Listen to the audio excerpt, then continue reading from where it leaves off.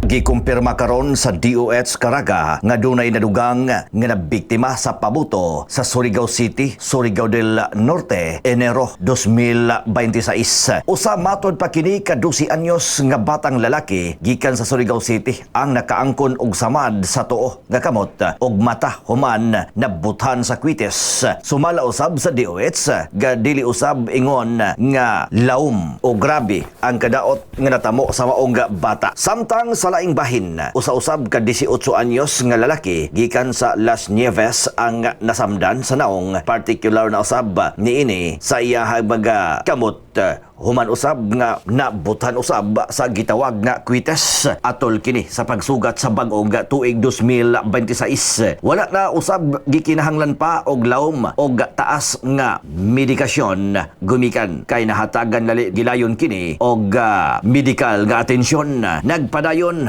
og way undang ang panawagan sa DOH Caraga sa monitoring sa katawhan nga sa umaabot nga katuigan likayan gayud ang paggamit sa delikadong pabuto og sundon ang mga pamaagi sa luwas nga kasaulugan sa bag-ong tuig aron malikayan ang peligro sa kinabuhi sa mga kabataan.